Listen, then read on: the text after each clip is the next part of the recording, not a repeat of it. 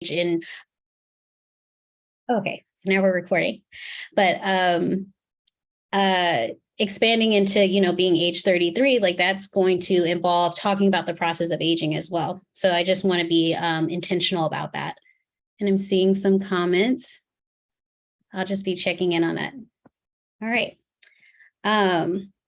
So before I actually even dive in and start talking about sex, pleasure, and what that means for those that are 50 and older, I also wanted to just give room to kind of just engage you all and just getting your sense of understanding of like the word pleasure.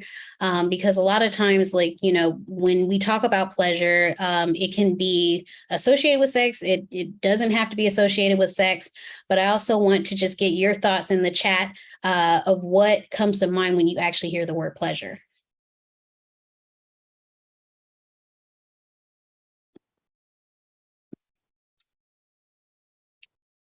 Okay. So if you want to just kind of fill in some immediate thoughts that come to mind with the word pleasure. And then on top of that, as you're thinking about it, when you think about sexual pleasure in particular, what also comes to mind?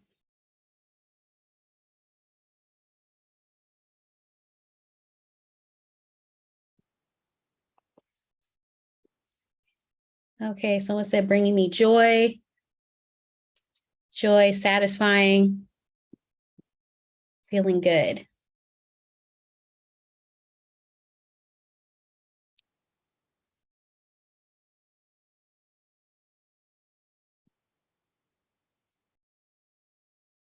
Okay, so invigorate.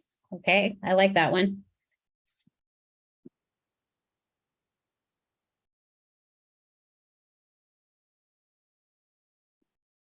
Okay, warm, fuzzy feelings.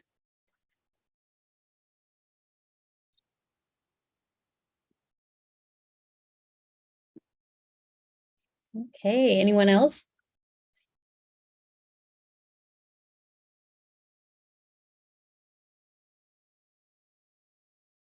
Okay, all of this is really good because definitely when we talk about pleasure, it's definitely associated with a lot of positive feelings. I like the word invigorate because I feel like, that feels empowering too.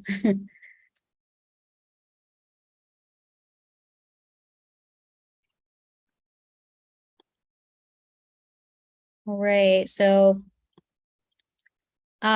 with that, I'm actually going to give a definition of like sexual pleasure, and this is from the Global Advisory Board on Sexual Health and Well-Being, GAP for short. And so basically how sexual pleasure is defined is it's a physical and or psychological satisfaction and enjoyment derived from solitary or shared erotic experiences, including thoughts and dreams. Also, it's been noted as involving self-determination, consent, safety, privacy, confidence, and the ability to communicate and negotiate sexual relations, which are key enabling factors for pleasure to contribute to sexual health and well-being. So even though sometimes like we can readily describe in the context of feelings, which is something that I was expecting, it's a lot more that can be embodied with that around, enjoyment of a sexual experience.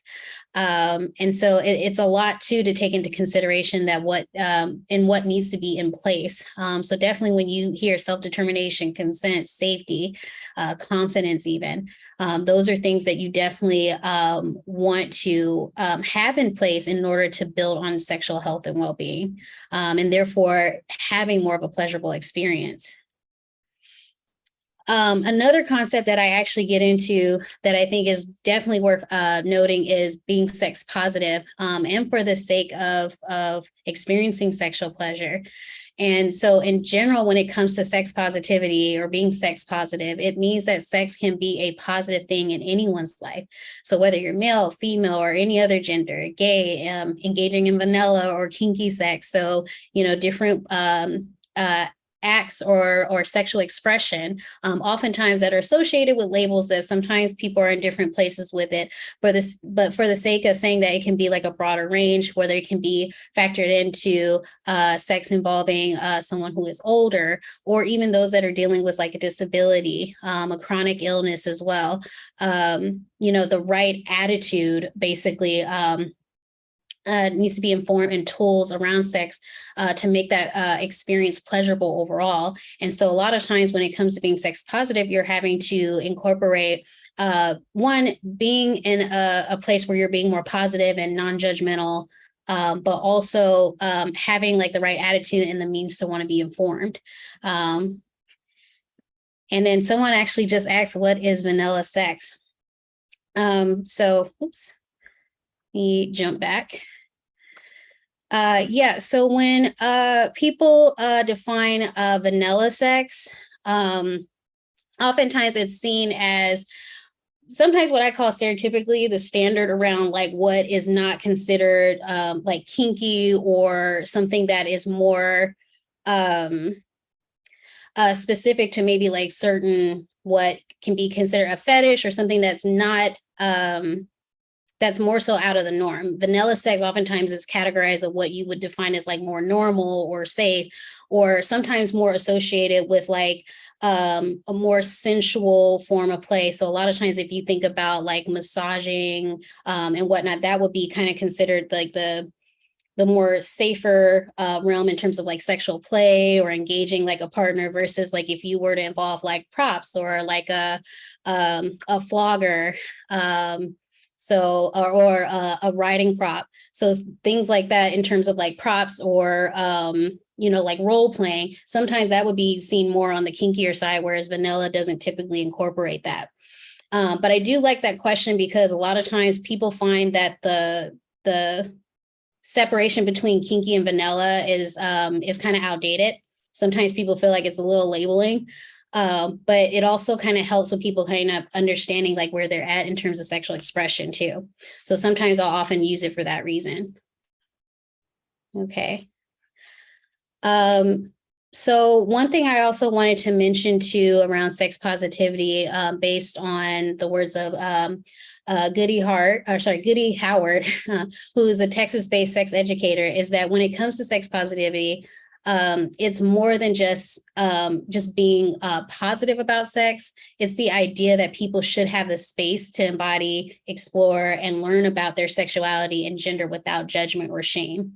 And shame being a big one, because I do feel like shame oftentimes is more internalized to say that you're like a bad person. And so you definitely want to like remove shame out of the component of sexual expression.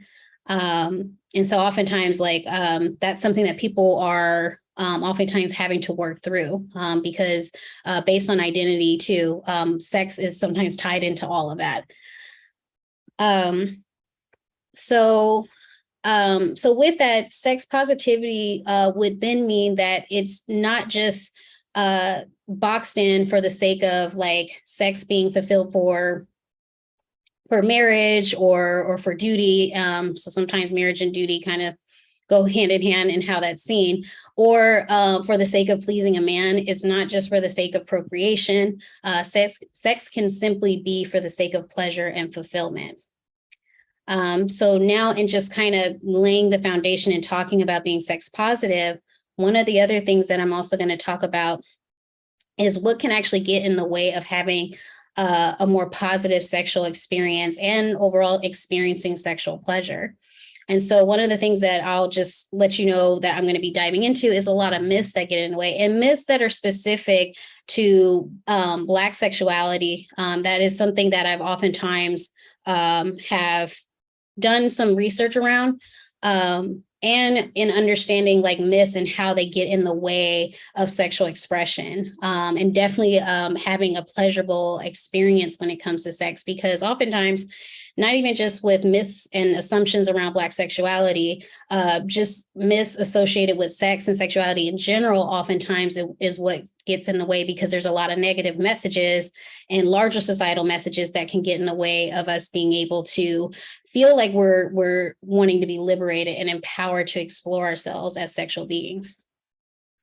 So one of the things that I do is like I separate it in terms of like male and female, just because of like research that has come up to say like there's a lot of like negative images that are oftentimes portrayed, whether it's in mass media, whether it's in TV shows, films, movies, and oftentimes like when it comes to people of African descent, it's it comes off like, for instance, with the male being glorified as a gangster, hustler, player, or pimp. And a lot of times with those roles being seen as very hypersexual and very aggressive too.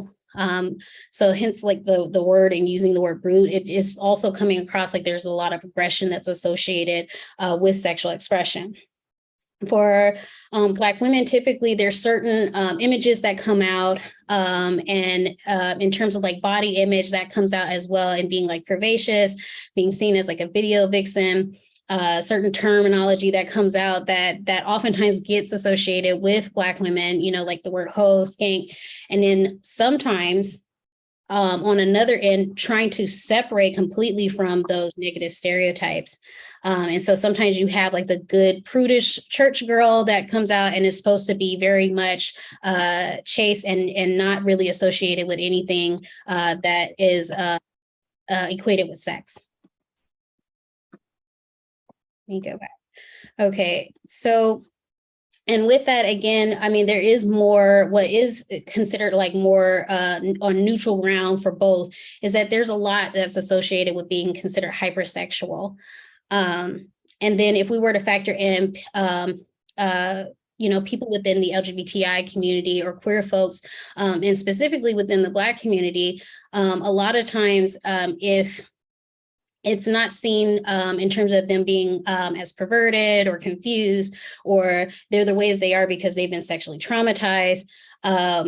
It's also the assumption that they're potentially like emasculating men, especially if they're someone who identifies as lesbian and they're butch, for instance. But then also being seen as making things difficult for the rest of us. So a lot of times it's like carrying that weight of like, okay, if we already don't have issues as a people and as Black people, identifying as queer is something that's going to be problematic for us. So it's posing as like a overarching problem. And not to mention there's some fetishizing that also goes on as well across the board with people in our community. So in talking about this, I also go into like, where did those stereotypes come from? A lot of times that's been embedded in like scientific racism and as a way to justify treatment for enslaved Africans or those of African descent. And so this was primarily derived from the idea that we were more closely linked to like, apes, so primates and whatnot. And being therefore seen as more impulsive, having a hyper sex drive and being childlike. So a lot of times these assumptions were embedded as a way of justifying slavery itself. And, with that, separating and making the distinction clear around sophisticated living, which oftentimes didn't factor sex in at all. So we were basically brought in to be separate and seen as basically immoral. And a lot of times, like when it came to sex was like a defining factor that was brought into that. And then it was embedded with stereotypes that followed.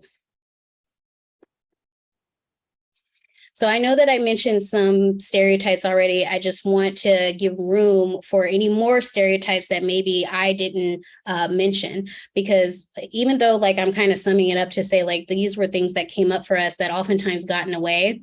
And I also feel like if we think about how we internalize some of these stereotypes, and by internalize, I mean like, trying to either find a way to do away with those stereotypes, trying to maybe see ourselves in a way where we're not engaging in, like, for instance, if I go back to the example of like the good girl or the prudish church girl, and how it's more so trying to embody remaining good and not having any association with sex. A lot of times like that becomes internalized, because then it's saying that sex has no room in my life. So a lot of times, like these sexual stereotypes have been internalized as a way of trying to reinforce our sense of identity of who we are, and also eradicating the possibility of us also being open to expressing ourselves as sexual beings like any other human being would be. So again, before we move on, just, if you want to throw out some of the sexual stereotypes that I didn't mention, that's also a key thing that's also defining, or has been used to try to define us, I should say, what would they be?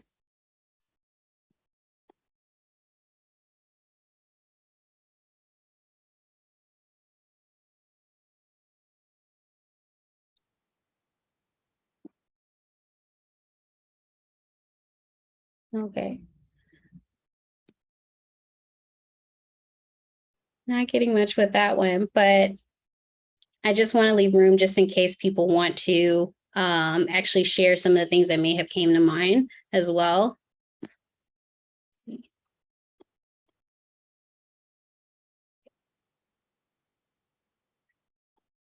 Okay, so I'll just move on with that one. So one of the things I also want to talk about are myths that are oftentimes associated with sexuality and being an older adult. And so one of the biggest things that oftentimes just stands out is continuing to have sex as an older adult being seen as gross. And that's something that gets perpetuated and even internalized with adults that are 50 and older, just because societal messages says that after a certain point it's not expected that you would be sexually active, and that's just not true. There's so much research out there to suggest how untrue that is, but there's a lot of negative societal messages around continuing to have sex after a certain point in your life. And another one that also comes up is that having a good, lasting, happy life and sex life involves having an erect penis. And that's going to be something that's really important in emphasizing, because oftentimes for us as women and as Black women, there is a lot of emphasis on good sex, oftentimes revolving around the use of like an erect penis. And there is a huge association to the rise of certain PDE5 inhibitors, or, what people more commonly know as Viagra or Cialis, which also limits the way in which we can express ourselves sexually if it's only focused on one type or kind of sexual act. Also, some of the myths and assumptions that come up for older adults too is that men are expected to take the lead oftentimes when it comes to sex, and really are the only ones to be able or permitted to verbally mention or communicate anything about sex. And a lot of times it's kind of given on them in terms of like them being or them having the power to be able to express themselves sexually, and it kind of being expected that women be on more of like the submissive end.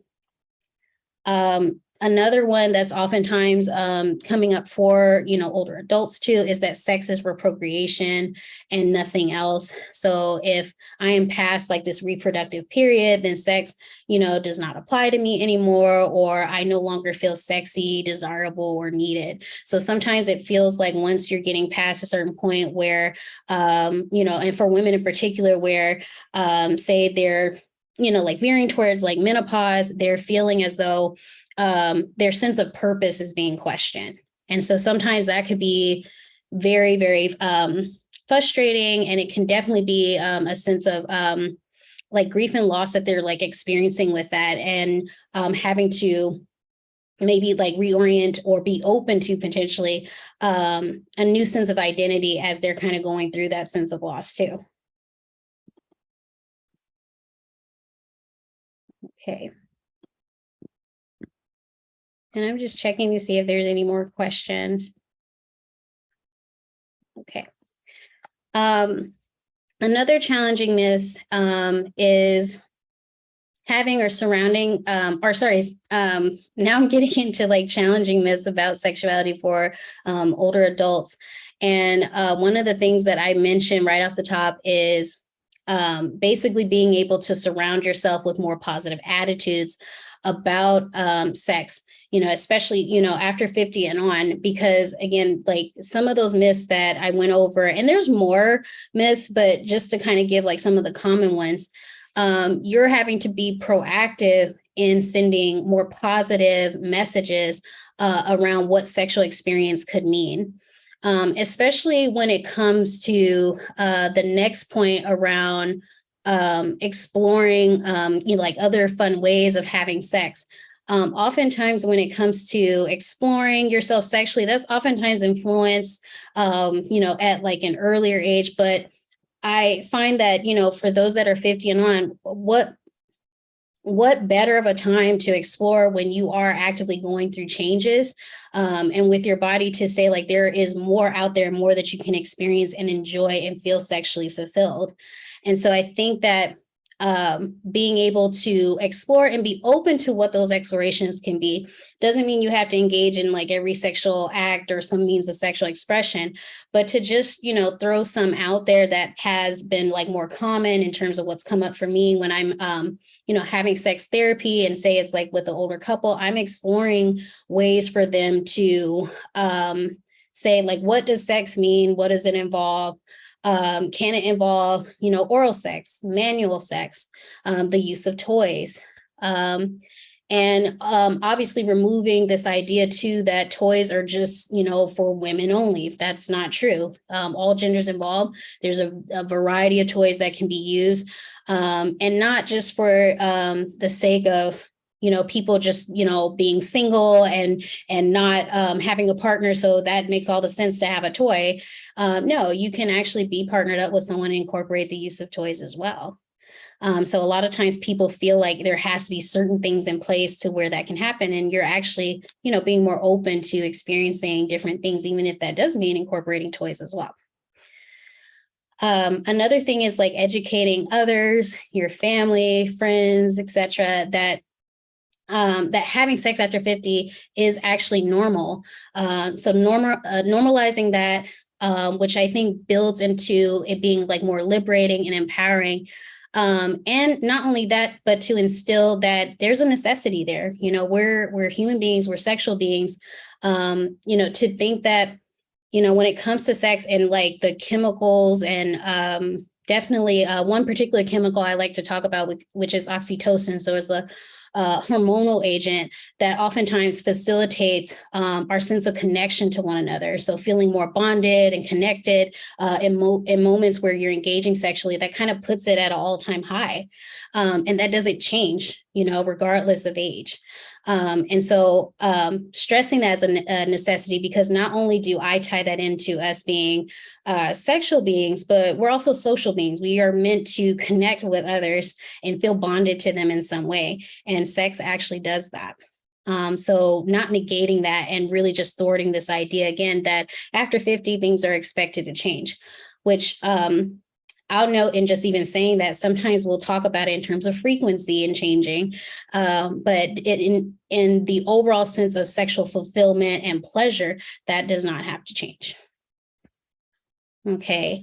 And the next one is just creating a space that fosters more communication and openness for women to communicate changes in sensation, desire, and in initiating sex. So a lot of times a way of challenging these myths too is also by being open to communication, which is not easy to do. Sometimes you're having to foster a space that's going to encourage that more, but also sometimes daring to deal with uncomfortable situation, like maybe a partner who isn't as receptive or open to discussing sex, but saying like, hey, well, I do have needs, or I, want to be able to express myself in a way that feels fulfilling to me.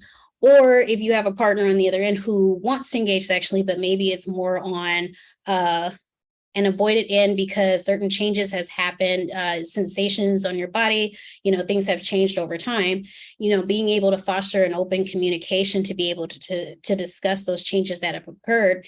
And with that, make adjustments if necessary. And so a lot of times people don't think that that's a conversation worth having. And in fact, I found that most clients have experienced change when they've been able to actually initiate conversations around sex. So it's kind of breaking that barrier and that discomfort and even just talking about sex with a partner. Okay. All right, give me just a second. There we go. Okay. Another thing that I want to talk about in terms of like myths that get in the way too is specific to rape culture, which is basically talking about how societal expectations and assumptions around sexual trauma and rape in particular comes up, and how that gets in the way of one being able to understand, like, you know, having like a sense of better sexual health and well-being, and also like when we talk about just trauma in general, like how to actually heal from that so we can get back to this place where we're experiencing sexual pleasure, and especially because I do think too, like in talking about sex for those that are 50 and older, a lot of times when we also talk about sexual trauma, it's almost like this particular group kind of gets ignored around talking about trauma and its impact that it's had on, you know, like their sex life or with their relationships with their partner, sexual relationships with their partners, um, and so forth. And what I'm also going to like get into is ways to actually, you know, basically combat some of the messages around rape culture. But to just kind of go through the list briefly, one of the myths is that Black women are wired for and always want sex. Again, that kind of goes back to the assumption around, you know, Black women being seen as hypersexual most of the time. And then in many cases, and sometimes you're going to see that this is more like broader, but still is something that impacts Black women as well, that sex, for instance, is oftentimes, or sorry, rape is oftentimes seen as the woman's fault. So the act itself, the fact that it happened, you know, to her, it's now seen as her fault. There's also the assumption around, well, she was asking for it. And this one I can more specifically tie to how Black women will experience this because, for instance, if you've ever heard of, well, if you weren't like laying around like that, or if you, you know, weren't, you know, wearing, you know, those, like those revealing clothes or shorts or anything that may somehow justify the means for saying like, well, you must have really wanted it, because why would you be wearing that? Why would you be up laying around on the couch in front of these men? And so a lot of times it kind of puts it back on them to say like, well, maybe that's not what really happened, because it's also how you showed up, when really that has nothing to do with it. And it definitely, again, goes back to this place of putting the blame on them. Also, the assumption that most women who, you know, cry rape may be doing so as a way of getting revenge. Also, when there's any coercion or being coerced, that isn't associated with rape, when in actuality it is. And so a lot of times being forced to, or having like this forced expectation of having to please your partner, and it's not something that's consensual. This particular one gets a little murky just because a lot of times out of like societal standards, you know, and you being married and having a husband, sometimes there is the expectation that you are to have sex with your husband. And so with that, there can be pressure around it. And it's not oftentimes noted that that is also an act of coercion too. The next one is that women secretly want sex, or they want to be pursued for it. And this one in particular kind of really hits home with how sometimes that even gets internalized, not just with men, but with women too.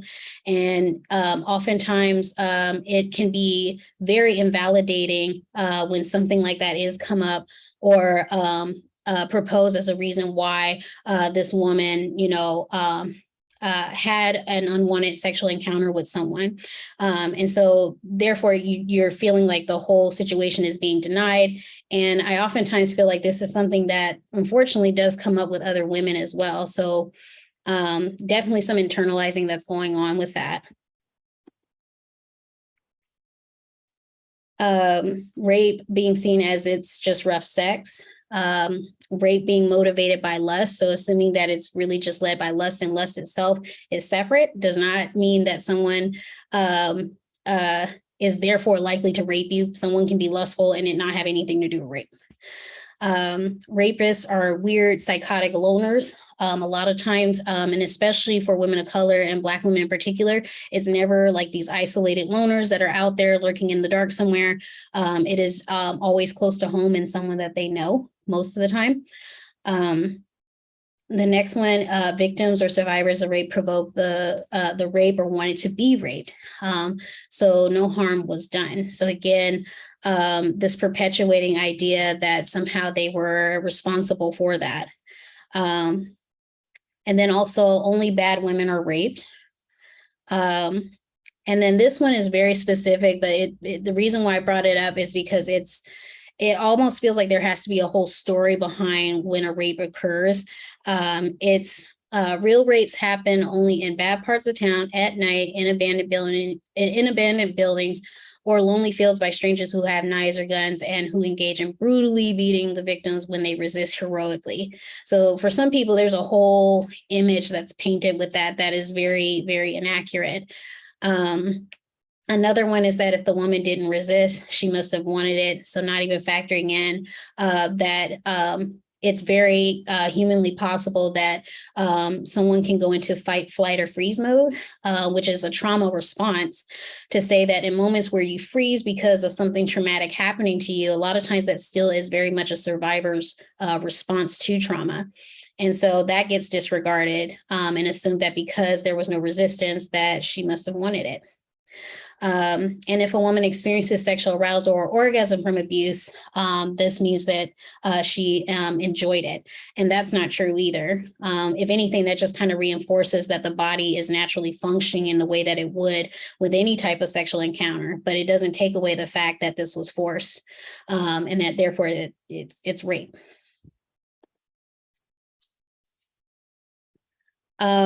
One that I feel like is very specific for many Black women too is having to report rape and feeling as though if they do report it, and especially if it's seen as, or the perpetrator is a Black male, a lot of times it's discouraged just because of the fact that it's seen as throwing away good Black men and putting them behind bars, and kind of contributing to the history of Black men being brought into like the prison system.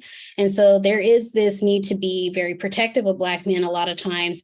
And even at the point where there's certain actions that are then being condoned, and then again, somehow like the blame or a means to even be dismissed around the rape that actually occurred for women. So, so there is some sense of dismissiveness or even denying that happens as a way of trying to protect Black men.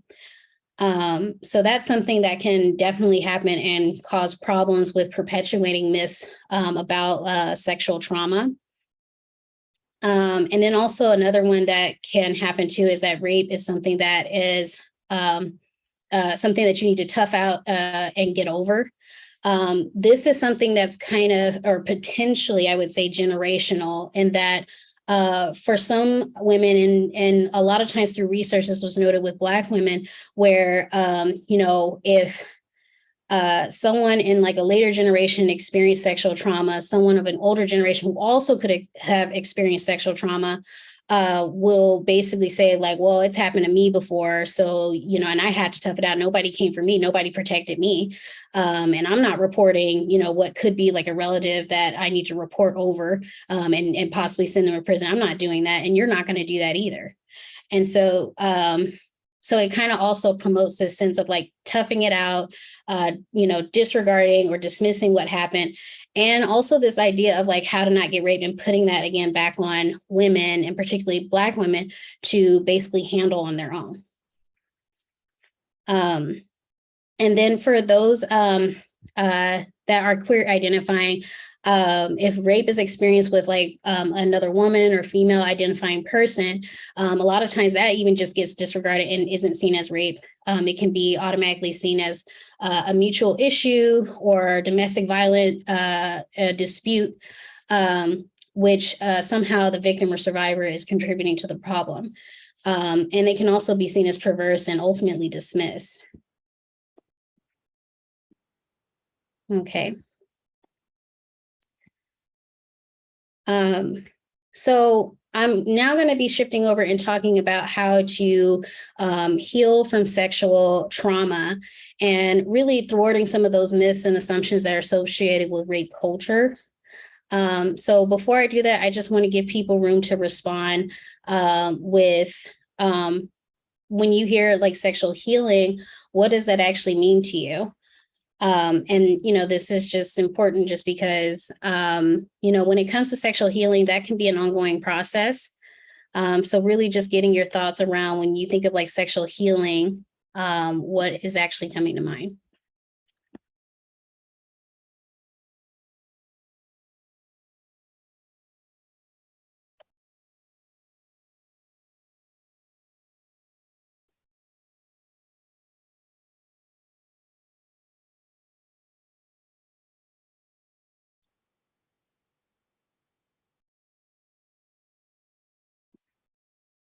Okay.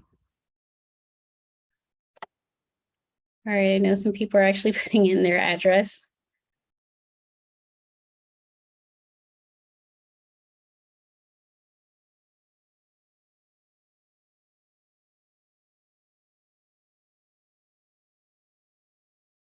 Okay. All right. I'll just give it a few seconds more.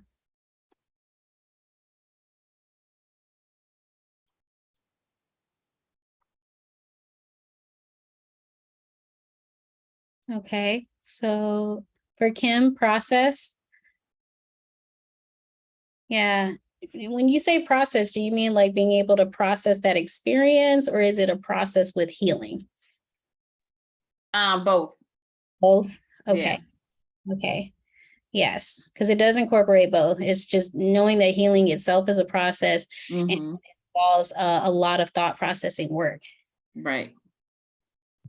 So when I hear that, it processing through it, so process came to mind. Mm-hmm. Okay. Does anyone else want to add anything?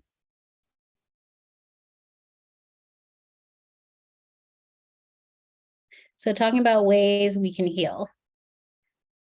Yes, definitely being able to talk about ways to heal. I think it's also, Antoinette, acknowledgement that there is an issue, that there is sometimes just verbalizing it, just speaking rather than like suffering in silence, getting over the taboo and just actually being able to breathe and talk about it. Yeah. So even just having that space, that safe space to even talk about it, and working through what sometimes, I don't know if it's like denial that you were kind of mentioning, but it's kind of like, working through acknowledging, coming to terms that it actually happened and being able to process. Yeah. Because a lot of times, that can be part of the issue is, feeling like it's vague or it's confusing, which I actually had a client who, had experienced a date rape. And with that, things were just so foggy in terms of what happened, but still based on the information that was shared, it was enough information to say like, whoa, this actually happened. And from what you're sharing, this is what I am perceiving, but I also have to give it back to them because it's them who has to acknowledge that that actually happened. And so when she finally came to terms with and acknowledged that this did happen, there was a lot that followed in terms of processing that and what that meant. Okay. Did anyone want to share anything else? Okay. So, and Dr. Anastasia, I put in about, generational trauma, how back in, especially in the South, where women were taught not to talk about sexual trauma. Yeah. And how they get passed on from generation to generation. Yeah. And how can we break that curse, I would say, into moving forward and healing? Yeah, I definitely want to talk a little bit more about that, but Can you give like an example of like when you say like generational that has taught us to be silent? Like that was something I had just kind of like talked about, but like the reasons why there is silence. Right. Well, I just say, and if the mother experienced, sexual trauma, right? And then the daughter, she's experiencing, and then the daughter goes to the mother to talk about what happened to her. And she tells the daughter, we don't talk about that. Mm-hmm. Mm-hmm. It's like it's morally wrong to talk about it. Mm-hmm. General, these are dirty things. You don't talk about it. Like for instance, for my family years ago, where I was born, my older cousin, same age as my mom, she was raped, and they sent her off to California. They were in Texas, and when my mom moved out here to California, she found her, and just years later, they, both passed away in their 90s. And when I bring this up about how she was such a survivor, and she ended up being a, businesswoman, and then marrying another man, and marrying someone else, and having more children and raising a great family, it is like, oh, why are you bringing this up? You know, that's some old stuff. We don't need to hear about that. Mm-hmm. It's like that's our family dirty little secret. Yeah. So it's basically looked as like not revealing any like dirty laundry in the family. So and sometimes I also look at it too. It sounds like it's also like protective, because a lot of times it's not far from like Mhm. anyone that we, like don't know. It's oftentimes someone they do, times it's a family member. And so there is a means to want to protect that family member too. And also not feel like you're betraying your own. And I think that that's like a big thing. It's also like not, sharing anything that's going to make us like look bad. So it's a combination of that. And I definitely feel like what ends up doing is that it's also self-sacrificial in terms of like us not being able to speak to that. We're then asked to bottle it up and keep it to ourselves, Mhm. only for that to follow us in some way, whether we're also continuing on with that pattern, like say the next generation that follows, like they experience sexual trauma and the attitude and the response is the same. And so I think that this is getting to that question of like, how do we actually break that? And a lot of times, like what is happening is that there are a lot of Black women that are actually speaking out and also getting help. So in terms of like mental health work behind it, being able to process the sexual trauma. So sometimes it's like an outlet with like mental health services. Sometimes it's also, certain outreach that's, being sent out and messages around like, this is a problem. This is how it's impacting our community. How we're not actually serving ourselves as well as the people that are coming, after us. Like this is something that we actually need to speak out. So some people are also just daring to break the silence and say like, this is not okay.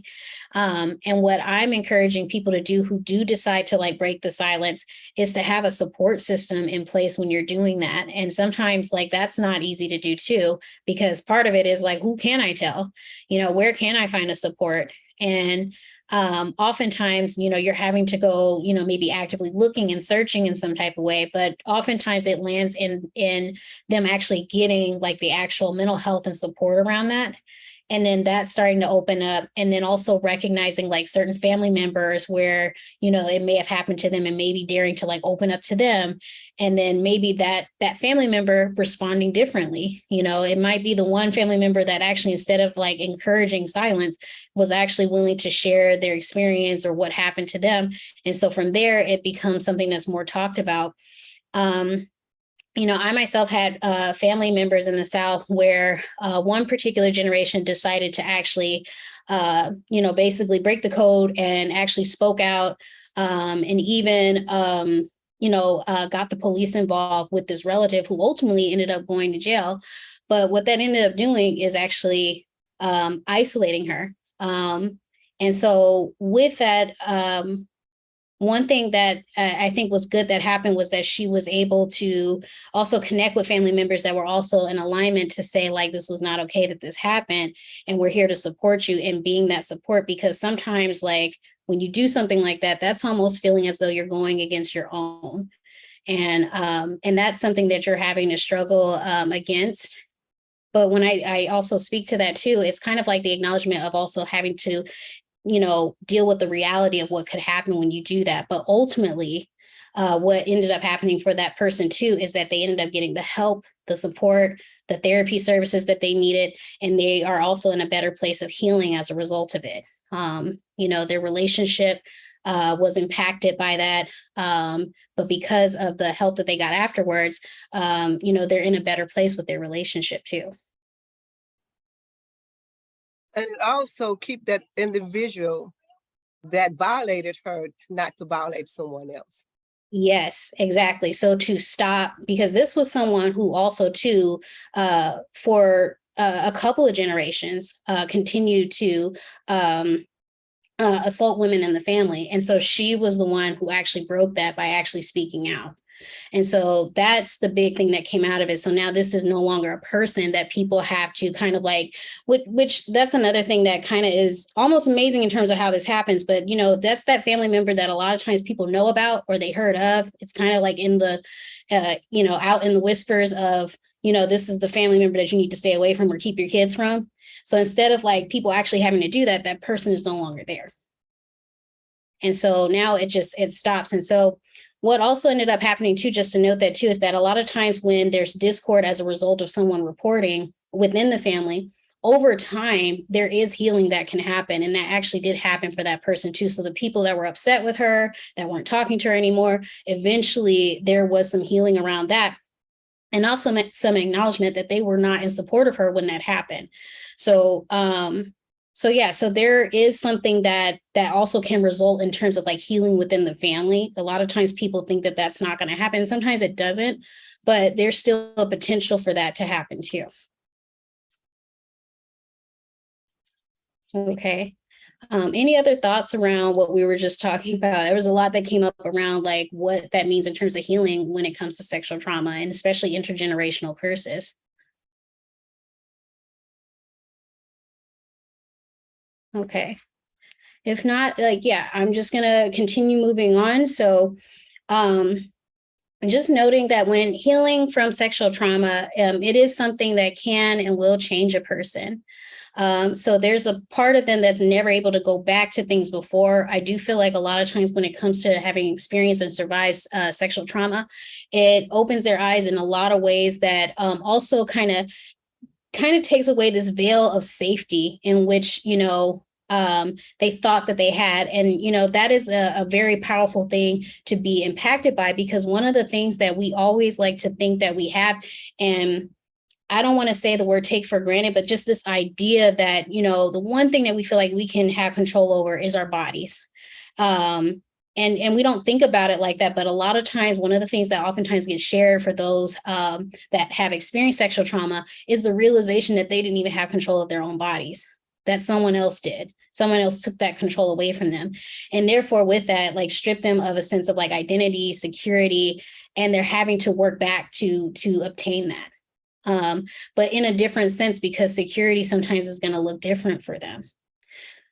And one of the other things that happen too is that, a lot of people who experience sexual trauma may also experience certain triggers and symptoms, mainly like PTSD or post-traumatic stress disorder, following an experience of sexual trauma. And so some of those symptoms include having like unwanted flashbacks of the trauma, also, having like panic attacks, things like that, nightmares and so forth, and having to, get the support and help in trying to basically decrease those symptoms that they're experiencing. So a lot of times with the right support in place, they can. A lot of times, though, things are underreported, and especially in our communities. And so a lot of people are left having to navigate that on their own. And, most of the time, there's still like these wounds that haven't healed. It's just been covered. And it's not, it's set up in a way where you're able to function on a day-to-day, but you're also, having certain experiences that may, not, they may not show up until later. For instance, a lot of times when people have experienced sexual trauma and then time goes on and like say they're in a relationship, that's when some of those symptoms or, unwanted flashbacks and whatnot start to actually come up or even reappear. Because of the fact that they're now in a relationship and in moments where they're put in a position to be vulnerable, which oftentimes, when it comes to sex, you're opening yourself up to be vulnerable in many ways. And that's where trauma itself starts to come back, or at least the symptoms associated with trauma start to come back. So a lot of times, like you're having to, again, reestablish a new sense of what can be familiar to you. And another way of looking at that too is like, when it comes to contact with someone on a sexual level, any types of touch or any particular type of touch can also send a message that is familiar to you in a way that sends this signal that, like you're unsafe, and you could very much be safe, but because there's like a certain type of touch or pressure on your body, because of how you experienced before with the sexual trauma, that's still going to come up in that way, even if it's with someone that you feel safe. And also noting that just because something also feels familiar, sometimes it also kind of gives off the feeling that it is safe. I think about certain people that having experienced sexual trauma also can have a pattern of relational attractions to people that aren't necessarily safe, but something about them is very familiar. And so just because something is familiar, sometimes we equate the feeling of what is familiar to us as also safe, and that doesn't go together. So having to distinguish what actually is safe, who is considered a safe person, and also recognizing when something is familiar to you and recognizing if that's a good familiar or if that's a not so good familiar. So, so there's a lot of processing and kind of pulling that apart. So yeah, for some people, it can be a lot of extensive work depending on, if it's been one experience of sexual trauma or if it's been multiple experiences of sexual trauma too. The next one, notes like having a support system that does not invalidate or question what is experienced. And so this is really important too, because again, a lot of myths and assumptions come up that sometimes are internalized by people and they project it, whether intentional or not. And you want to make sure that, the support system that you want to create, and also in fostering a sense of security and safety for yourself, is going to be the ones that aren't going to invalidate your experience and try to question or investigate, which sometimes people do. And it's definitely not their place to do that. So being intentional about who you want to have in your corner as a support system and in what way. And a lot of times in sex therapy and working with clients having dealt with sexual trauma, we're really breaking it down in terms of like what a support system is, what it could look like, who can you potentially identify in this way. So being very, very intentional about who and what and in what context and in what environment. The next one is building ground and coping tools and coming to acceptance, not condoning. So not saying like it was okay that this happened. It's not okay that it's happened, but also coming to a place of accepting that it did in fact happen. And that with that, I think you're also working through the potential denial or confusion. And from there, you can establish more groundwork that can be done as a result of acknowledging like, okay, this is what happened. And yes, I may need some tools to help ground me, to help me deal with like my triggers or to help me cope through this. And so you're more receptive to using that, especially when you come to a place of accepting and understanding what happened. The next one is being able to speak out against it and changing your perspective around sexual trauma. And when I say changing your perspective, a lot of times what also happens for people that are survivors of sexual trauma is that they're also having to deal with some of those myths and assumptions around rape culture that they're also having to challenge themselves, because now having experienced it, it's now actively having to shift or work through shifting that perception that otherwise would say or maybe even question what happened. So you're having to actually challenge some of those that may have been internalized.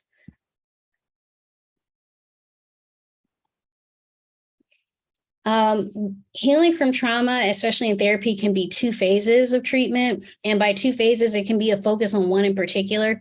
One that can involve like helping you manage triggers and providing grounding tools to cope. So what I mentioned before, and so that you're able to then process and unpack the trauma that has occurred. So you're doing things around just kind of like stabilizing and grounding yourself.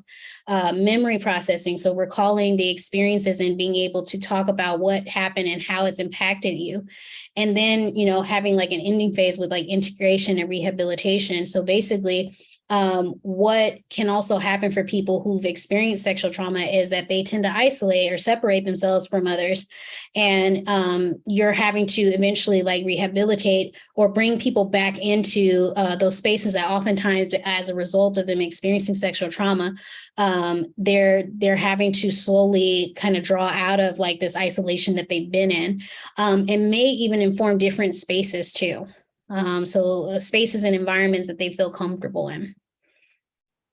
And then the second part of that is a focus on healing sex to have a more pleasurable experience. So now we're talking about pleasurability when it comes to healing sex. So that's going to be a different type of therapy that you're going to get into, and one that kind of factors in like, somatic experiencing or somatic treatment, which oftentimes people aren't familiar with. And the reason why I'm bringing that specific one up is because it's reintroducing different types of touch. Somatic experiencing can be really helpful because with certain things like guided meditations that can kind of reintroduce sensations in your body that doesn't always have to like prompt a means to be guarded or hypervigilant, can also be reoriented to inform more pleasurable experiences. So a lot of times like you're engaging in like self-touch exercises, or eventually maybe incorporating a partner if you have someone, so that you can start to experience that psychological and body connection, and basically a shift to where the messages around your body being touched isn't focused on your reaction related to trauma. It's now shifting into potentially more pleasurable experiences. So I don't know if anyone's ever heard of this book called The Body Keeps Score, but this was a book that was really good at talking about how when we're impacted by some form of trauma, our body needs to be factored into that too. It's not just working on the psychological, it's not just working on the emotional, it's not just incorporating a change in behavior, it's also reorienting your body and sending different messages to your body. And so that was a very powerful book that was actually brought up in discussing that. Okay, yeah. So Stephanie, you read it? Okay, yeah. So it's a good book, and it's something that a lot of therapists are trying to get more experience in, just because they're recognizing more and more that there is this mind-body disconnect, and it is because it's not factoring in the bodily responses to trauma.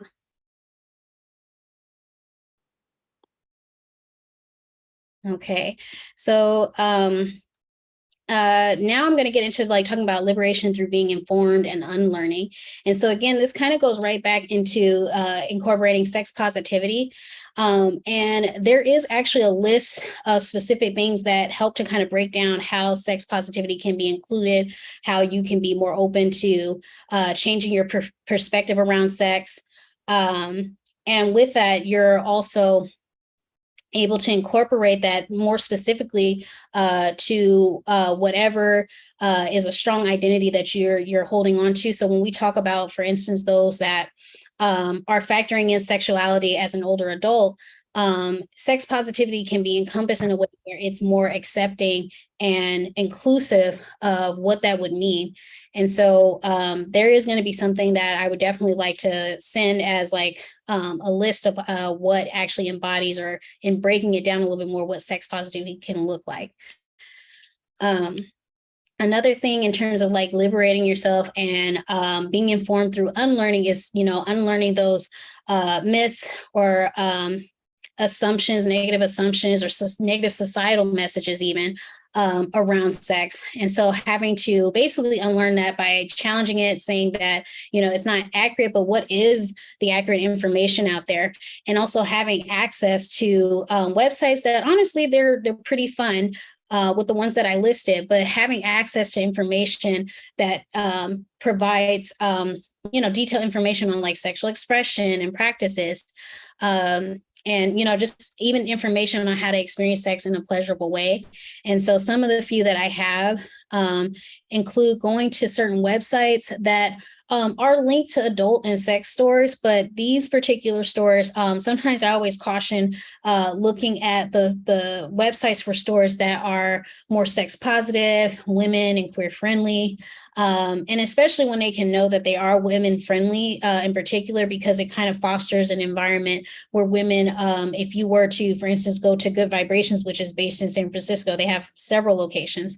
They actually have those adult stores set up in a way where you're going to feel a little bit more ease in going in. They're very intentional about the marketing and setup so that it actually can draw more women in. And you're not walking into something where they feel like, oh, this is something that's going to be done to me, versus like, this is something I get to be curious about, learn more about.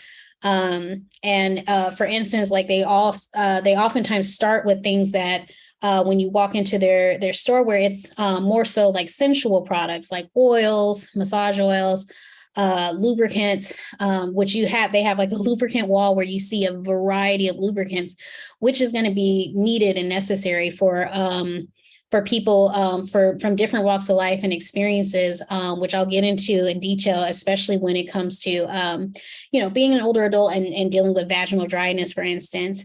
And so sometimes, like even just walking in, you're kind of already provided with a variety of what are lubricants, and to know that it's out there for different reasons, whether it's because it's organic, whether because one is of better quality, you get to get more information about it. Oftentimes they also have information along the wall to say like, hey, this is what this is, so you can be more informed along the way. So yeah, for some of these stores, they're very intentional about making it a place where people can foster learning and unlearning too. There's also Dr. Lex Brown James, who is a Black sex educator who also talks about specific topics, whether it's around sex education for children, whether it's sex education for older adults too. So someone noted that we get links for the stores and websites. So these are the links and stores. So I'm gonna send a PDF document with a list so that everyone actually has that. But yeah, so Dr. Lex Brown also has certain like podcasts and things like that, and topics that you get to like listen to that I think is also helpful. And there's also Afrosexology. So that website in particular was started by two African-American social workers who basically felt like it was necessary to have a space for talking about Black sexuality, certain issues that are experienced within the Black community, and definitely incorporating more awareness around common issues, sexual issues specifically within the Black community. So yeah, so those resources will be sent, and it'll be clear in terms of like, being able to hopefully just like click right on it and going to those links and kind of looking and exploring for yourselves. Now I am going to get into talking a little bit more around sex and aging. And before we do that, I just want to start out with another question and get some feedback from you all. So as we mature with age, what changes happen when it comes to sex? So just throw out some responses about what readily comes to mind and add them to the chat. Dryness, okay. Yes, I will be talking about that.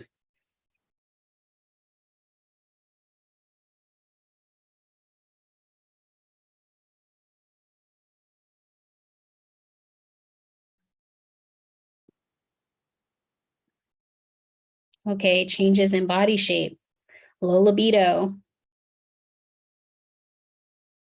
Yes, those are definitely changes that you can experience.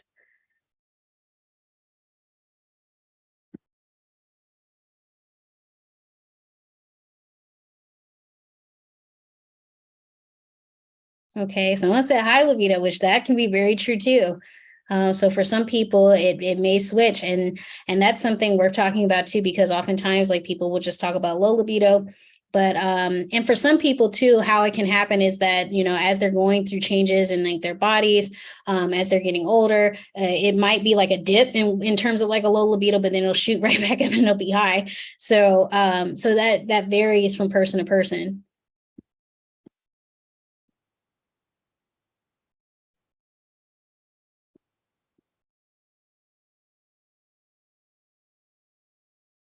Okay. All right. So if there's not any more, I will move on. Thank you for your engagement. So now I'm going to go into just biological changes that are associated with aging. And so with that, it can involve changes in health, hormonal fluctuations, and a decrease in your hormones, especially like estrogen that gets factored in a lot. Okay, someone noted low energy. Okay. Yeah. So that's something that definitely can impact you. For those that as you're getting like older and as you're maturing, like these are things that you're going to you know, notice as a change over time. And so in terms of medication too, so if we factor in like medication and the side effects of that as your body is going through changes too.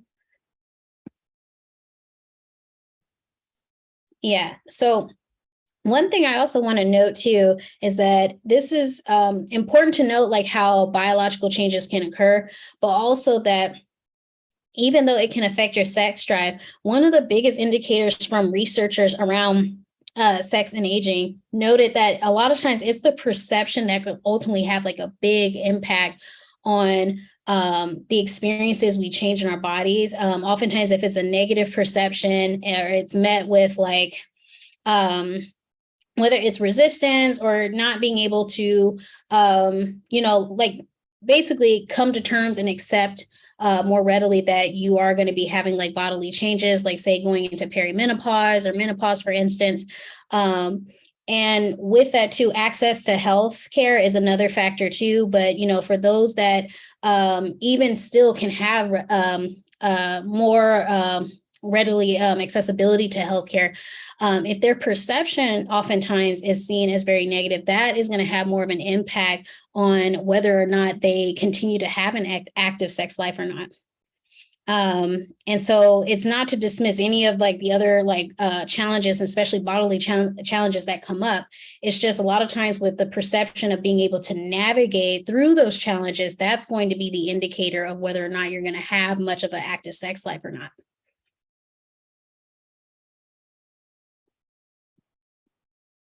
So I just noted like specific definitions here. I don't want to assume that nobody, you know, doesn't know what perimenopause is, but I just have it noted as something to reference, just to note, just in case. But I'll just briefly go through this one. But like perimenopause means around menopause and refers to the time during which your body makes the natural transition to menopause, marking the end of reproductive years. Oops, let me go back. What happened? Oops. There we go. Perimenopause is also called the menopausal transition. Women start menopause at different ages, and these are just like common symptoms that can be included. So irregular periods or skipping periods, periods that are heavier or lighter than usual, having hot flashes. So that sudden feeling of warmth that spreads across the body, vaginal dryness and discomfort during sex, urinary urgency, so the need to urinate more frequently, sleep problems or insomnia specifically, that's a common one that comes up, and then changes in mood like irritability, depression, or mood swings. So ways in which menopause can be, perimenopause can be managed. And I also note this, knowing that I'm not a doctor, but just basically giving like a general understanding on what is oftentimes like recommended to just help. Is if you're, you know, smoking, definitely quitting smoking, especially when it comes to like tobacco and cigarettes. Exercising regularly, and, you know, in defining regularly, sometimes it's been suggested around like 3 to 4 times out of the week. Eating more protein or omega-3 fatty acids, fiber, and calcium. Limit saturated fats, highly refined carbs and sugar, and then limiting caffeine and alcohol. One of the biggest things that's very helpful is also just seeking your primary physician or gynecologist to readily help with treating the symptoms that come up with perimenopause. And I'll say the same for menopause, which is going to be next. And really factoring in hormonal treatment or hormonal therapy, and sometimes specifically, they'll say estrogen therapy, which can come in the form of a pill, a skin patch, or a spray, gel, or cream form. And this can also help with decreasing symptoms, often associated with perimenopause, which is including hot flashes and night sweats. And just noting like menopause as well, this time pretty much is like marking the end of menstrual cycles, and is typically diagnosed after you've gone 12 months without a menstrual period. Menopause can happen in your 40s, 50s, but the average age is 51 in the United States. And menopause is a natural biological process. And so common symptoms can include, similar to perimenopause, irregular periods, vaginal dryness, hot flashes, chills, night sweats, sleeping problems, mood changes, weight gain, and a slow metabolism. And so with that, there's some natural treatments that's like recommended, but not to mention also hormonal treatment as well that's also recommended, so that you can also get rid of some of those similar like side effects that was also noted in perimenopause. So some of those changes in your diet can involve eating foods that are rich in calcium and vitamin D, basically exercising, maintaining a moderate weight. Because I know sometimes there is a focus on like weight gain, and sometimes that could be very true in terms of like bodily changes. But how you can also like try to maintain that is also still trying to be active and like working out and exercising, whether it's 3 to 4 times a week.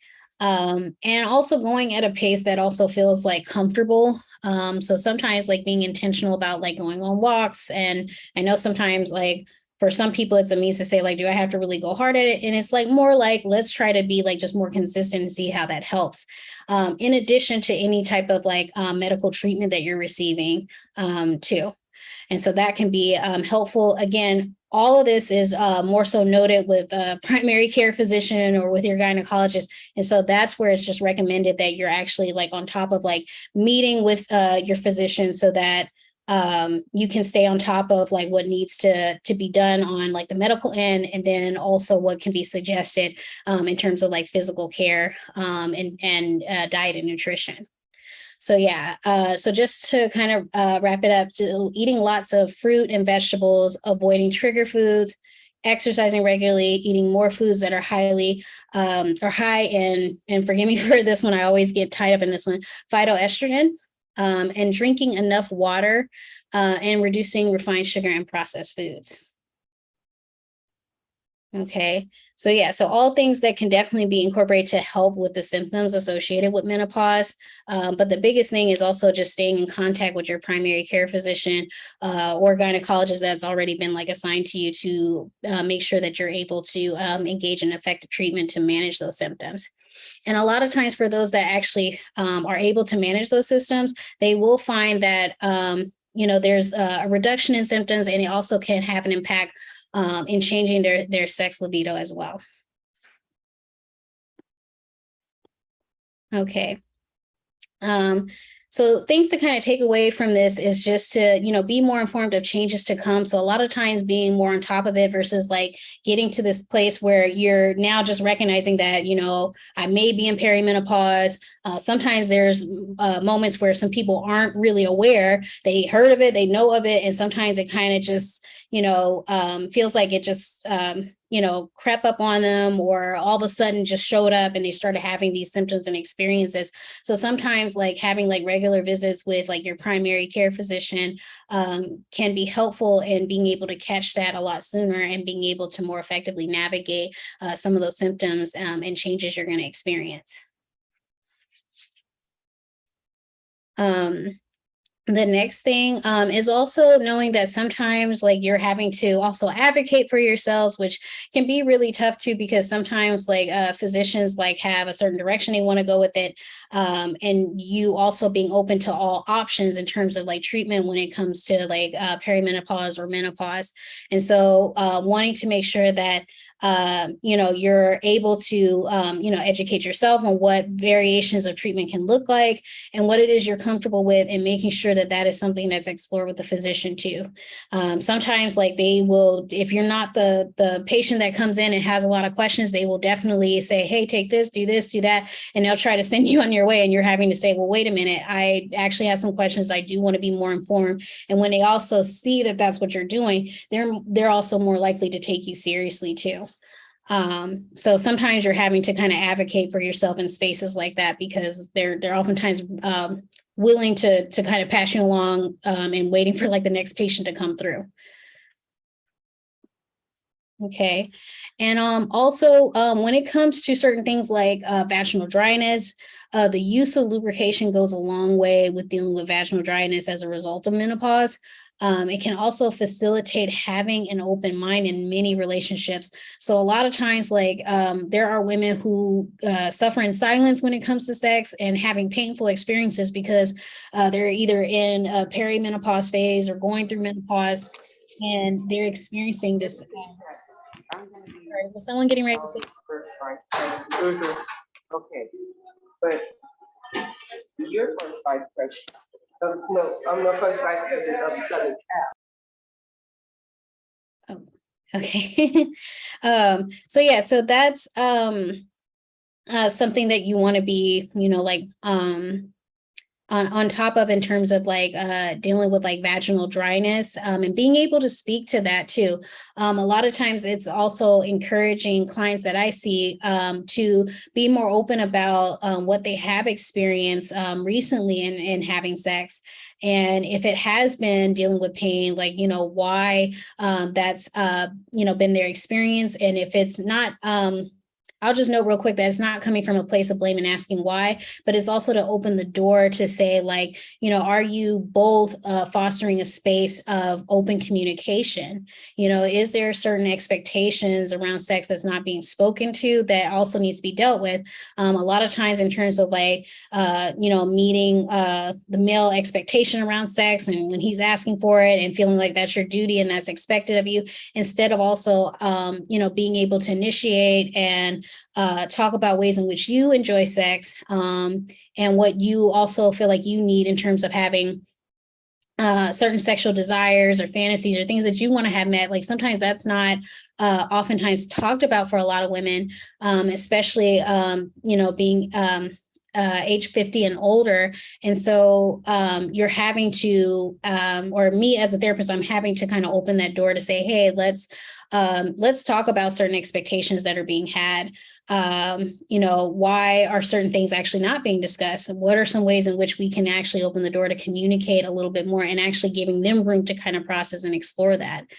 But sometimes even just like introducing new tools and resources, like I mentioned with lubrication, sometimes like that even just kind of opens the door to say, like, why weren't we talking about that? We know that there's, access to KY jelly or lubrication at the local grocery store. Like, why haven't we talked about it?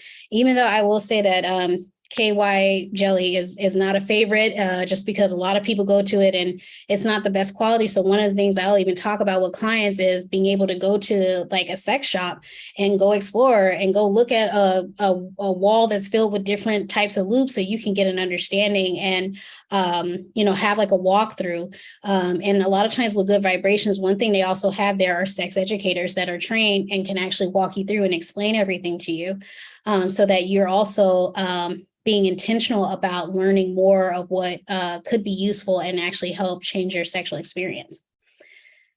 Another one is just noting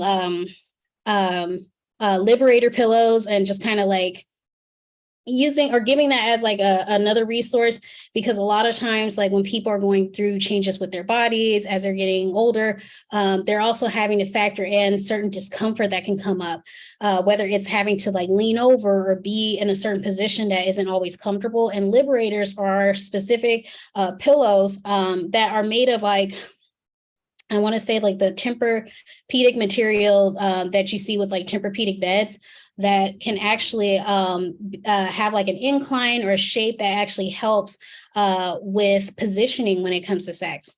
And especially for those that still want to enjoy penetrative sex, like this is a helpful tool for them. So that's something as well. And I provided a link to so that's something that can be looked at. There's a lot of, different sizes and shapes in terms of Liberator pillows.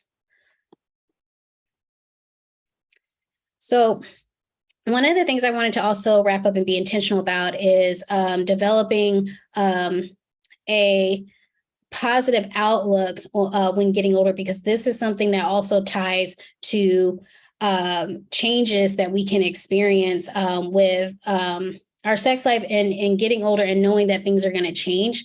And so when we can be more accepting of that and having a positive outlook on what it means to get older, oftentimes this is something that can be helpful. And so this is something that I just went ahead and just Googled to see like, okay, what actually comes up with Google when we talk about having a positive outlook with getting older. And some of the things that were noted is seeing beauty from a place of lived experience, also redefining beauty and kind of thwarting the whole societal standards around youth and beauty, to know that that is not applicable to day-to-day life, to say that beauty is something that also is experienced across lifespans, and that sometimes we're having to reorient and change our perspective of what physical beauty is and what it means.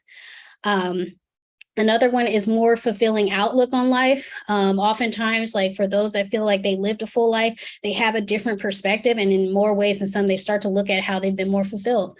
Another thing that was noted is like grandbabies and what that actually means, and being able to have grandbabies in their life. I also want to note that for some people, they can be in a different place around grandbabies, and that's totally okay too. But sometimes it could be something to like look forward to and embrace as a new role in your life too. And then the next one is potential for more time spent with loved ones. So being able to kind of embrace that time. And we do have to factor in, like, sometimes this is coming from a place of privilege for those that are kind of like settling in, that are maybe going to, maybe like an early phase in terms of retirement and potentially having more of that time that can be spent with loved ones. So that's not for everyone. Another one being like more potential to have to pursue new or revisit old hobbies and dreams.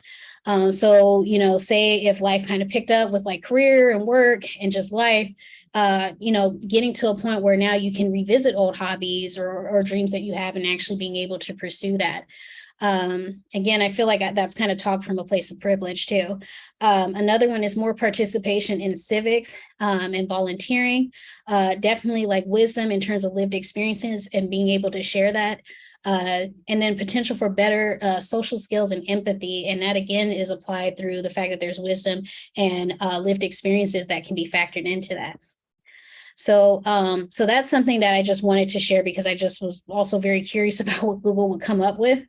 But now there's even more specific things that I think is important when it comes to getting older and factoring in a positive outlook when it comes to sex, is having more acceptances and with, or sorry, let me read this again. So having more acceptance and potentially a more sexually fulfilling relationship or experiences.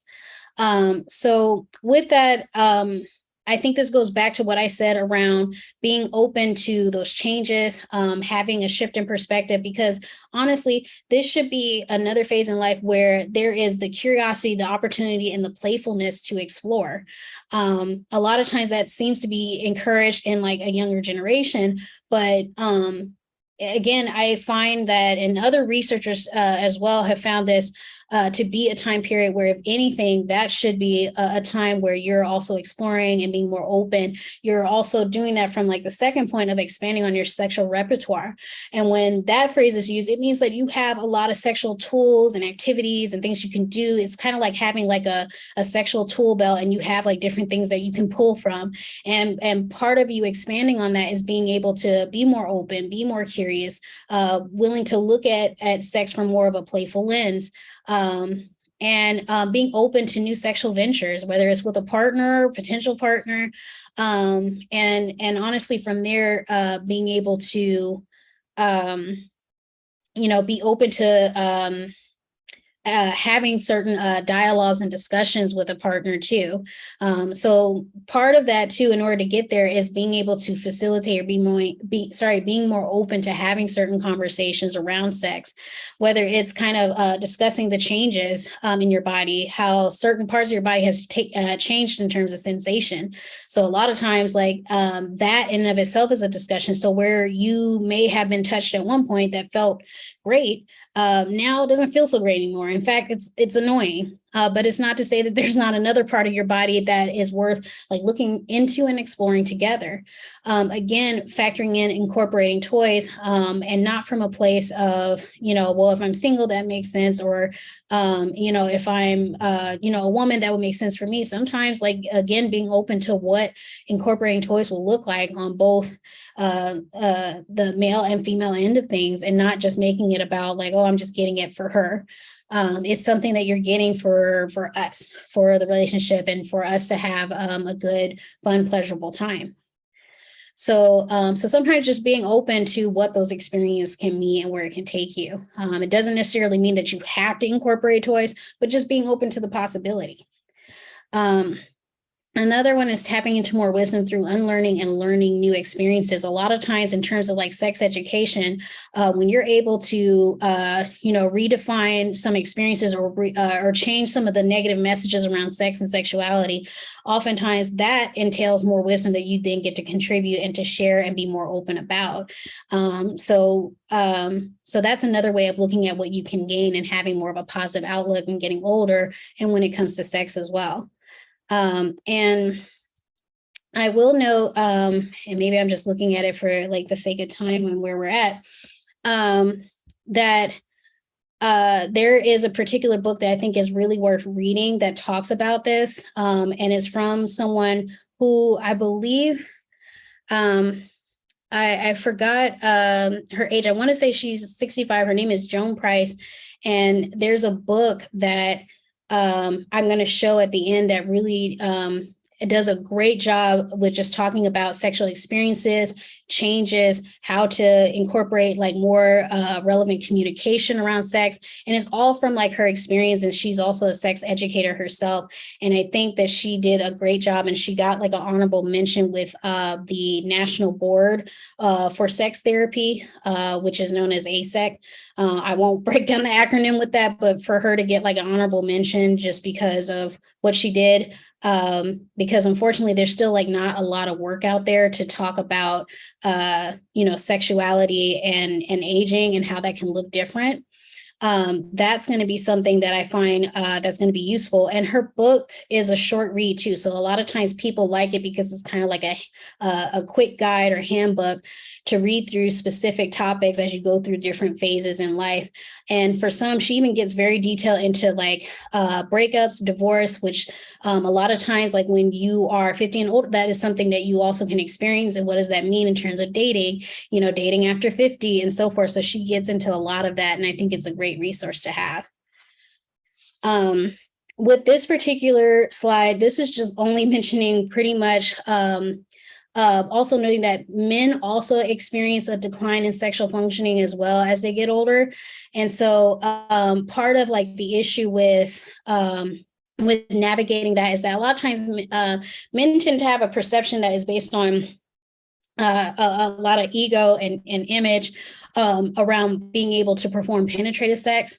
So, having an erect penis and being able to, be more performative in that way when it comes to sex. And so when that starts to change and they start having like erectile issues, which I believe it's around 40 or so, and actually there was some research that suggests it can happen earlier, like in your 30s, where you can start to experience or they can start to experience erectile issues. And so they're having to basically kind of go through their own grief and loss around that change, and also developing more openness around different ways of expressing themselves sexually and with a partner. And so I noted something that was really helpful with the client around just kind of exploring sex and sexuality, and realizing that, erectile issues was becoming a part of his life, and, wanting something to do to try to, change the narrative and the dialogue with him and his partner around sex, and being more sexually explorative. And so I actually introduced the Gottman app. It's an app that that's listed as the card decks, or even if you put Gottman card decks, it'll come up. But basically it's an app that has like these card prompts that you go through, and they're labeled or categorized as salsa, and you'll have the mild, medium, and hot salsa. So like, how intense do you want to get? And it's really meant to be playful and engaging, and also a way to facilitate learning or even unlearning when it comes to sex with a partner. And a lot of times activities like this also take the pressure off of things being serious or being tense, because it's meant to be a lighthearted, fun game. I will say that something like this could be useful, but also having to factor into like where a person is at. If someone is experiencing very like low self-esteem or confidence, that is something that can definitely get in the way of being able to even enjoy a game that ultimately can kind of lighten the pressure.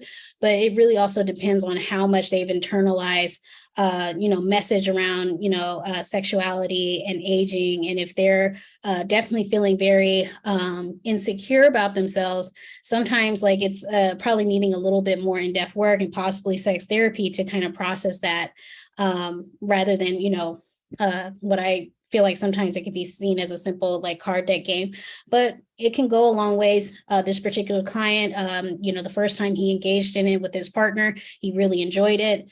With the intention of just not taking anything seriously. So we kind of laid down some guidelines and rules about how you're going to go about answering and informing those questions, and not having any expectations with it. And they were actually able to really enjoy the game when he came back and shared that. Okay. And really, this is just kind of listing things around like a changed mindset and being more informed. So again, noting like accepting and having more of a positive attitude about changes in your body, continuing to have regular appointments with your primary care or gynecologist. Also giving room to grieve the loss of those changes. So not negating the fact that there are going to be moments where you're having to, grieve changes that you're going through. But there's one thing to grieve, and it's one thing to kind of wallow in that grief and feel stuck there. And that's something that obviously is not encouraged, but if that's happening, obviously getting more support and help if needed. But a lot of times, like, it's also acknowledging there may be a phase in time where you're going to experience this throughout. And that's also normalizing and understanding that that's a process too. The next one is communicating sexual needs or interests more, or even concerns that get in the way. And part of that involves normalizing conversations like, and basically conversations that are not blaming, but are recognized as acknowledging changes that have occurred. And so basically, again, facilitating more openness, and having more with that liberating discussions around sex, especially in communicating in ways things have changed for you. And I know specifically not blaming, because a lot of times when we get into blaming, we're pointing the finger at, well, you don't do this or you don't do that, or if you wouldn't do this. And so a lot of times you're having to shift the way that things are coming off when you're communicating, and being able to speak to what it is that you're feeling and what your needs are, and what you're looking forward to experiencing or want to experience differently, versus like pointing the finger and saying like what's not happening. And then the next one is just being open to different options. I already noted this in terms of being open to different sexual expressions and practices and what that can involve. And then the next thing that isn't important, I didn't really discuss too much, but also being informed about transmitting STIs. So a lot of times there's this myth that does go around older adults and STIs, and the thought that, oh, like, that's not going to happen to me, at this point in my life, that shouldn't be an issue. And in fact, a lot of times STIs are very dormant, and people can still actively have an STI at 50 and on. And that's why it's important to have certain precautions and to get tested as well, as a way of feeling sexually liberated. And I do think that that's a way of practicing sexual liberation in general by incorporating safer sex practices too. And so with that being said, there's also this specific note around relationship changes that you can be going through. So couples who enjoyed or prioritized having an active sex life, and then all of a sudden that changing for them, being able to have differing attitudes, or acknowledging that they have differing attitudes around sexuality and aging. Also noting that one partner may have a negative self-image that creates avoidance. So there's certain things that maybe if this starts to happen, you can build more awareness around it, and then you can start to address it by some of the things that I mentioned before. So noting life changes, so emptiness and retirement, adult children returning home after college, which is creating less time and privacy to re-explore intimacy, separation and divorce. And this is something that is more based on baby boomers who have been brought into the concept of self-fulfillment. And when that is factored in and you're not feeling self-fulfilled, there is, a high likelihood of separation and divorce that can happen. Illness and death is something that also can be incorporated further, down the line. And that's something that also, especially with chronic illnesses that can develop over time, that's something that has to be navigated and managed as well. There's a link that I'm going to send to that actually talks about it's called chronic sex, and it talks about for those across lifespans that deal with a chronic illness and how to navigate that and continue to have an active sex life. So there's a lot of tips and suggestions on that too, and that can also be very useful when that is the specific change that couples are having to navigate through. In terms of managing relationship changes, again, being intentional and normalizing discussion about life changes. So I kind of already went into that. Being open and seeking medical support or mental health service sooner than later. And I gave some examples of what that can include and incorporate, because sometimes depending on where you're at in life, you may be open to certain possibilities that can help with some of the sexual issues you're experiencing. And then also being active and having an open mind and taking a trip to a sex or adult store. In Southern California, I forgot to mention this one for those in Southern California, there is the sex store Lovers that is also very sex positive and women friendly. That's worth going to as well because of the way that it's set up. And they also have sex educators that are there to help you with any questions that you have about any of the products that they have in their store. So a lot of information that I'm sharing right now, but this is where I land with concluding, and these are the books and resources that I mentioned, and the handbook of Joan Price, which is Naked at Our Age, Talking Out Loud About Senior Sex. And so this is just a breakdown of what you can get from the book. So navigating divorce, breakups, betrayals after 50, considerations for having a new sex partner, revisiting dating, talking about sex and changes and sensations of our bodies as we go through the process of aging, and more. And then there's Dr. Carol Queen from her book, The Sex and Pleasure Book, Good Vibrations, Guide to Great Sex for Everyone. So she has a section where she talks about, things that can, or sexual practices that can be incorporated to help with those that have experienced changes in their sex lives as a result of, maturing in their life. So there's a lot to say. There's a lot of resources. And I definitely feel like these two books will be a great read if you are into reading books. And I like that this is a short read too. So it's not that long. Okay. And that's it. Well, thank you, Dr. Garden. This was very informative.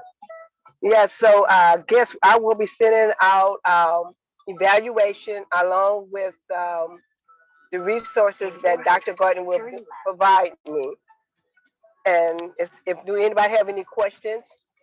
Turn left now. Okay, so if not, make sure that you email me your address so I can send out your swag bag with a lot of goodies. Okay, In 300 feet, turn right. Okay, thank you. you're welcome. Turn right now and then turn left. Right now. Oh, okay. So do Jan, do anybody else have any questions before we Your leave? destination is ahead on the right.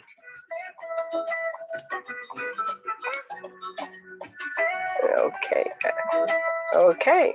Well, good night, everyone, and have a pleasant evening and a safe and happy and relaxing weekend. All right. Thank you, everyone. All right. Good night.